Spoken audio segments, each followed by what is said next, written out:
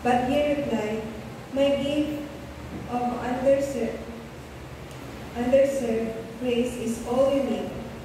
My power is strongest when you are weak. So if Christ keeps giving me his power, I will gladly brag about how weak I am. Yes, I am glad to be weak or insulted or mistreated or to have troubles and sufferings if it is for Christ, because when I am weak, I am strong. Good morning po sa ating lahat. Good morning. Tulad nga nasabi ni Teacher Shirley na last week na nakakakaba pong pumunta sa harapan. Ayan. So it seems like first time. Alam niyo yung pag nasa classroom kayo, tapos tatawagin ka ng teacher niyo, recitation. Parang ako yung last week pero ngayon ako yung pinagabahan. Okay, maraming salamat sa opportunity na binigay sa akin upang magsalita sa inyong harapan. Umpisahan po natin ang pagbabahagi ng salita ng Diyos sa panalangin. Ama naming nasa langit, maraming salamat po sa biyayang napakagandang panahon. Panginoon, bagamat mainit, ginabayan mo kami upang pumunta rito at makinig na yung salita mo noon. Panginoon, inilalapit po namin ang oras na ito sa iyo, na kami po ay bigyan ng understanding at wisdom, Panginoon, upang maintindihan namin at may sa puso namin ang maririnig namin salita ngayon. Maraming salamat din po sa lahat ng mga bagay na inyong ibinigay sa amin, Panginoon, at patawarin mo po kami sa aming mga pagkakasala at pagkukulang. Muli, gabayan mo po kami sa aming pakikinig. Ito po ang aming panalangin sa pangalan ni Jesus. Amen. When I am weak, you make me strong. Alam niyo ba kata? When I am poor, I know I'm rich, for in the power of your name. Ano susunod? All things are possible. Sabay niyo po. All things are possible. Sapa? All things are possible. Thank you. Okay, so, nadama na po ba kayo sa mga sitwasyon na masasabi niyo sa sarili na antolaya, anto'y nagagawa. Ganon, yung mga disappointments, frustrations, your lowest moment in life. Sabi sa 2 Corinthians chapter 12, verse 10. Yes, I am glad to be weak or insulted, or even mistreated, or to have troubles and sufferings. If it is for Christ, because I am weak, then I am strong. Marami ang nagpo-fall sa ganitong situation in life. Remind you that you don't have to do it perfectly. Are you struggling with the perfectionism mindset? Humility is knowing that you need God and that you cannot do it alone without His help. Nabasa ko po yun sa isang social media platform na, alam niyo, habang pinag-iisipan ko yung sasabihin ko or i-share ko ngayon sa inyo, madami yung nagpaparamdam sa akin na ito magandang i-share, ito magandang i-share sa kanila. If you take the test, you need His power. Tama po ba? If you are in the state of losing hope, you need His presence. If you are alone at hindi mo na kaya, you need His help.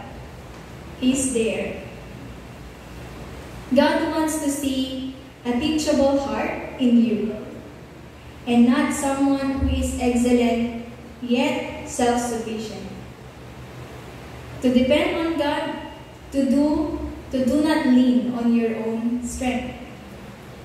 Progress is taking the next steps even if you're afraid. Yun pa lang yung pag-acknowledge mo na palang na mahina ka, ikaw ay malakas. Nagigets mo ba? Ina-acknowledge mo sa sarili mo na mahina ka, yun yung time na ikaw ay pinakamalakas. So to someone who has doubts to him or herself, take courage. God is with you. There's no need to fear now. In your weakness, God is your strength. We are the strongest in our lowest moment. It is when we acknowledge that we cannot continue without God. Without God's supernatural strength. Kasi alam niyo po, kapag kayo ay mahinang-mahina, like, hindi niyo na kaya, sabihin sa sarili niyo, ang daming bagay na dumarating, hindi ko na kaya to. Yun yung time na you will seek God. You will kneel down and pray. Diba? And that's the time God will show you His power. Marami ko narinig kaninang testimony nung nasa Bible study parang kami na. When you ask God, He's there to help you. He's there to show you His power. Ngayon nasa point ka na kinakabahan ka na, hindi mo alam kung ito ba yung time na magsasucceed ka, makukuha mo ba yung desire mo. God will show His power. Diba? Even though sometimes you think of yourself that you are not deserving. You are not the one or the right person to get that blessing. God will show His power. And power that God takes over and uses our weakness for His glory. Naniniwala po ba kayo na kapag inamin niyo or in-acknowledge mo sa sarili mo na mahina ka ay siyang ikaw ay malakas? Amen. Sa buhay natin, mayroon tayong kani-kanyang karanasan. Maaaring ito ay sa school, pamilya, trabaho, or sa iyong future, di ba? Lahat tayo nag-iisip ng, ang tuloy para ng bonds. Ang tuloy gawin ko next. After ko mag-graduate, bukas magtatrabaho ako, nang gagawin ko. We don't know, di ba? Sa bawat karanasan na yon ay may pagkakabigo at pagtatagumpay. Pero sa pagkakataon po na tayo ay nabibigo o nagtatagumpay, naaalala ba natin ang Panginoon? Are we acknowledging His power at the same time we acknowledge our own weakness? Sabi na narinig kanina, parang awalan ka rin pag-asa, umalala. Why not you seek God's help? Why not you kneel down and pray? Why not you read Bible? Why not you listen to His Word? Isa sa pinakamagandang story sa Bible, sikat na, alam niyo ba yung coat of many colors? Coat of many colors. Sino makakasagot kung sino yung main character doon? May 10 points sa langit. Hindi lang po. Coat of many colors. Yan. Hindi ko alam kung ano yung reason ng magulang ko kung bakit ipinangalan sa kanya to eh. Ang kwento ng buhay ni Joseph. Di ba kilala natin si Joseph? Siya yung pinakapaboritong anak ni Jacob. Okay. Di ba lang kung favorite siya ni mama ko at saka si daddy ko. Joke lang po. Kapangalan ng kapatid ko. Marami siyang napagdaanan mula nung siya ay nasa kanyang sariling pamilya. Hanggang siya ay mapunta sa Ehipto. Ano ang importance ng story ni Joseph dun sa team natin ngayon? His main concern was what God would think. Si Joseph, meron siyang mindset na kaloob ba ito ng Diyos? Ito ba yung sinasabi ng Diyos para sa aking buhay? Ganun yung mindset niya eh. Kung ano ang plano ng Diyos sa buhay niya, he understood that he was accountable to God and that the fulfillment of his dream was completely dependent upon God. Pero hindi lang doon. Si Joseph po ay meron ding weakness. Lahat ng tao, di ba, may mga weaknesses. He knew his future rested in the hands of the Lord. Are we like Joseph na may Isinasa Diyos natin yung ating future. Are we like Joseph? For me, nung si Joseph nung na-meet niya yung family niya ulit after so many years, di ba marami pang nangyari. Then, yung family niya, hindi na siya nakikilala. No. Yun yung sa tingin ko success para kay Joseph. Nung makita niya muli yung family niya with his father. Successful story na pwede nating manghawakan. He went through rough things at his lowest, and at his lowest, he gained strength. Paano naman kapag tayo ay nabigo? Kapag tayo naman yung nasa lowest point natin? How can we stand and be firm in our faith? Let's pause and think. How can we stand and be firm in our faith? How can we gain strength? Hindi madaling maging malakas, spiritually, emotionally, physically, when you are at your lowest or pagsubok. Para napaka-ironic, you are weak and then you are strong. You are weak and then you are strong. When you are at your lowest, how can you gain strength? Year 2019, when I first took the LET examination, or licensure exam for teachers, it is not easy to show my weakness to many people, my failure to many people. Not easy to sharing that. Of course, lahat naman tayo may mga ganung point na hindi natin na-show up sa mga tao lahat ng ating weaknesses. But we'll see that comes after when you release it and try to acknowledge it. When you try to acknowledge and accept it, it will parang magiging hawaan ko kayo after you share it to others. Before I graduate, I was not a student who was running for a Latin honors. Nasa middle lang po ako. Yung kumbaga, when I passed the subject, it's okay. Okay na yun, contented na ako. When I passed the subject, it's okay for me. But I'm also a student na strive harder to gain high grades. But before I graduate, I promised myself to take the board once. Kumbaga sabi ko, dapat first take lang, pasado na. But it did not happen the way I planned it. Sabi sa Bible study kanina, you have to be specific when asking God.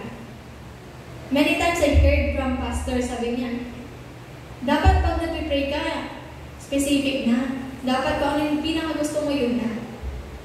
So I did. Sabi ko, Lord, dapat first take lang ba yan? Pasado lang. Yung prayer ko, 2019. Pero, hindi naman lahat ng prayers natin will be answered. No. Hindi lahat ng plan natin is kung ano yung expect nating result, yun na yun. Umaga ng December 1, 2019, the result came out. Pero I already have the feeling not making it to pass the board. Pero nag-hope pa rin ako na baka sumabit eh. Baka pumasay, baka hindi ko na nakita, baka nasa top pala yung pangalan ko. Sabi ko, but then, when I scroll down, ROWA, then it ends there. Wala na. Tinignan ko sa, 1 to 10, wala niya top 1 na eh. Yan, so, tinignan ko, wala pa rin. So, sabi ko, that time, ang galamantik. Sabi ko sa sarili ko. Imagine, every teachers will understand na iba-iba, ibang-iba kapag meron kang lisensya na nagtuturo.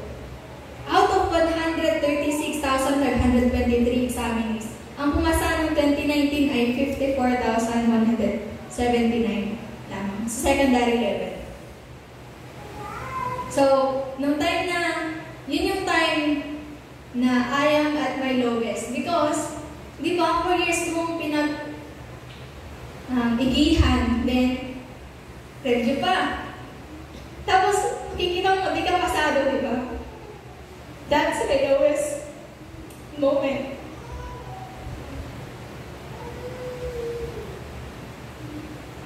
Alam niyo po, through that, I learned how to acknowledge, accept, that we cannot continue without God's power.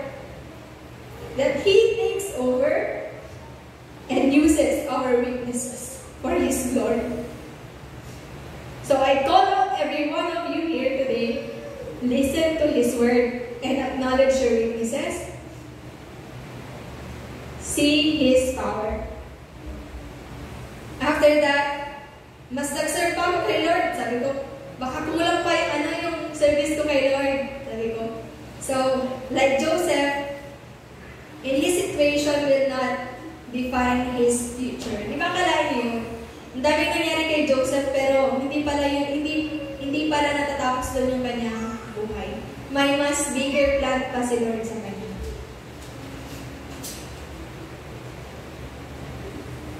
So we have two key points in this morning. Number 1, the Lord's grace is sufficient for you. Ulitin nga natin, the Lord's grace is sufficient for you. Ang grasya ng Panginoon ay enough for you. Nung narinig ko yun, masyado ba akong yung mapaghanap? Sabi ko, am I not contented enough sa binibigay ng Lord sa buhay ko? There is a sense in which all you need to know when facing your weakness is this: God is for you. Ulitin nga po natin ng malakas. God is for you. Though you were a sinner, set against God, in Jesus Christ He forgave and adopted you. You were no longer a rebel against the King. You are a royal son or daughter. If God is for you, who can be against you or us? If failing is your lowest moment, then know that the Lord's grace is sufficient. God is for you. Sabi niya sa kanta, in the morning, in the evening, in your coming, and your going, and your weeping, and rejoicing, He is for you. He is for you. Sabi niya. Yun yung unang key points. The Lord's grace is sufficient for you, and God is for you. Second, Christ's power is made perfect in weakness. Ginawa yung power, nandiyan yung power ni God for your weakness. Not only for your strength. Para saan, sabi nga nila, para sa mga doktor, para ba sa mga taong walang sakit? Diba? Para sa mga may sakit. Para saan po ba ang lapis? Diba? Para sa papel, panulat. May kanya-kanyang function. So, here, made perfect means reaching completion or fullest extent. Christ's power telescopes into our weakness, extending most fully where we are weakest. For Paul, this means that Christ worked powerfully in and through his thorn to humble and prompt prayer in him. Ano ibig sabihin ng thorn doon? Diba? Sa Tagalog, tinik. Ano yung tinik mo sa buhay mo? Your struggles, your problems, disappointments, frustrations, failure, all the negativity of life. That's the thorn in your life. So, si power at si thorn came together. Ano po? Come together. Kasi, ano pa gagamitan ng power ng Lord kung wala yung mga thorns natin sa buhay? You're already okay. what are you supposed to do? Diba? You have to thank God. Pero pag nasa ano tayo, imagine yung sarili nyo pag you are in brokenness, you're in your lowest point. Diba sometimes, doon lang natin na-remember si God. Pag tayo is nasa problems natin. Ano po? When we try to talk to God, isipin nyo, pag nasa situation tayo, nahihirapan tayo. How about pag tayo ay nasa goodness and yung nasa magandang point ng buhay natin, di ba? Masaya tayo. Are we still thinking God? Ano ba yung una ulit? Lord's grace. The Lord's grace is enough or sufficient. The second one is Christ's power is made perfect in weakness. So God's power is made perfect sa torn ng buhay natin. Sa mga weaknesses natin. Okay, so acknowledge your weakness. Huwag tayong tumakbo. Huwag tayong magtago. Huwag nating ikahiya na tayo ay mahina. Na tayo nagkakamali. Na tayo ay sinner. Diba? Sabi nga sa Bible reading kanina, be glad. Diba? Be glad. Be proud of your weaknesses. Because dyan gagamitin ng Panginoon. Dyan gagamitin ng Panginoon ang power niya sa buhay mo. Nakukuha ko. Boast gladly in your weakness. Magpuri ng kagalakan sa iyong kakulangan. To boast means to hold your head up high. Be confident. I'm weak. I'm weak. Diba? We are all weak. Mahina po tayo without God.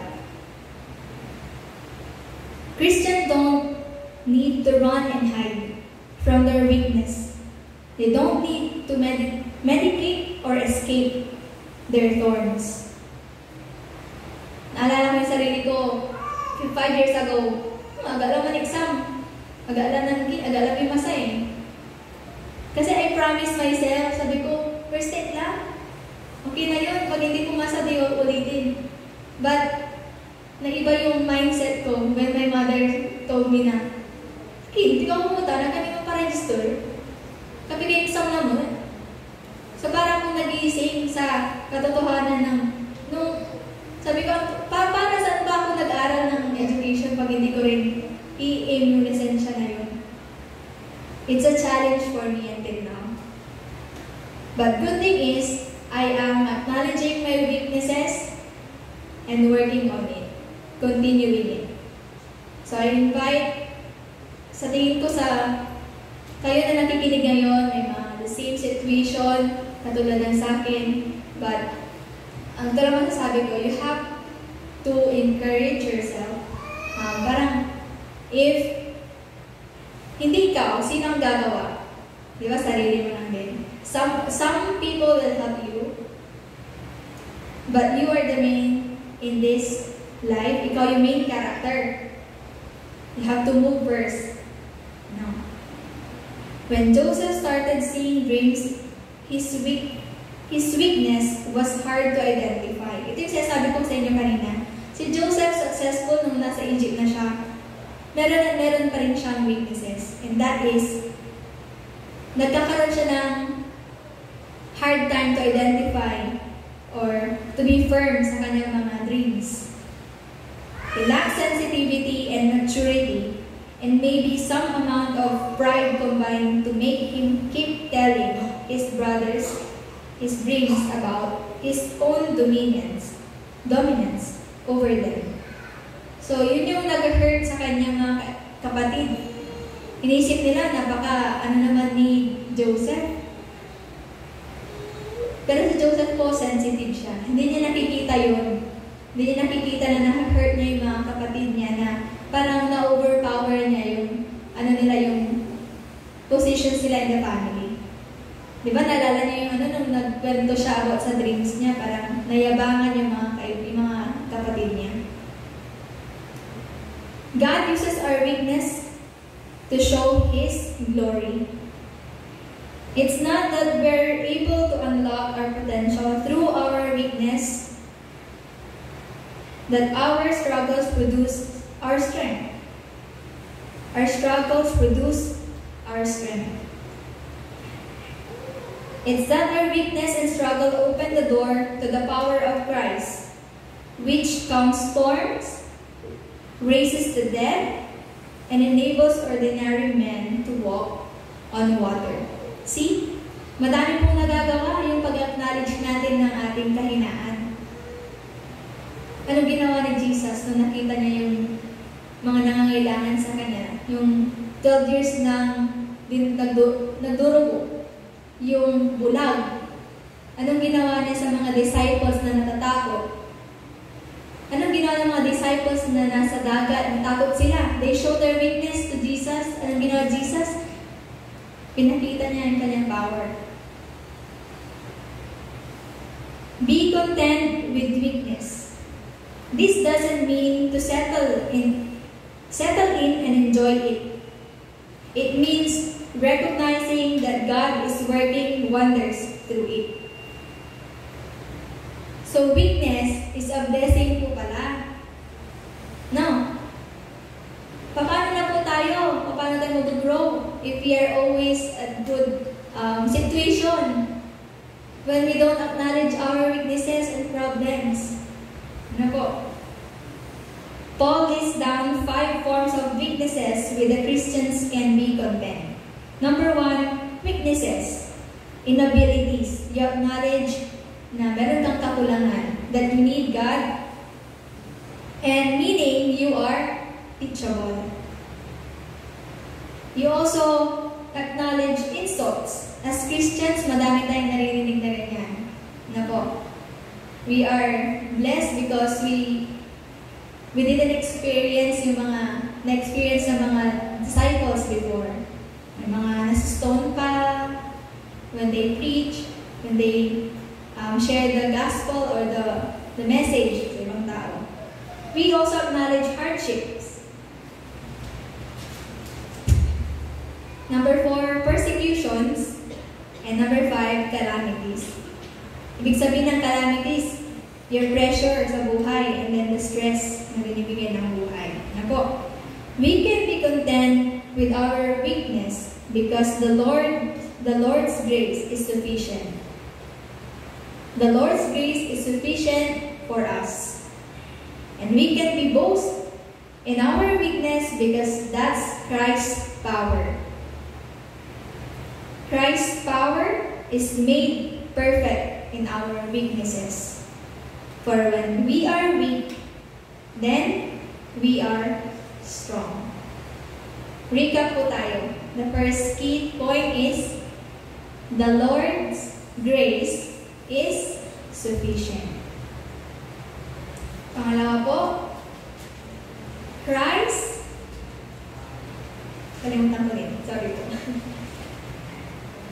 Christ's power is made perfect in our weakness. Kahit yung dalawang, yun po, yun yung baunin nyo for the full week. For the full this week, sabihin natin when we are in trials and nahihirapan tayo, the Lord's grace is enough for me. Salamat, Lord, for this weakness. I can see your power.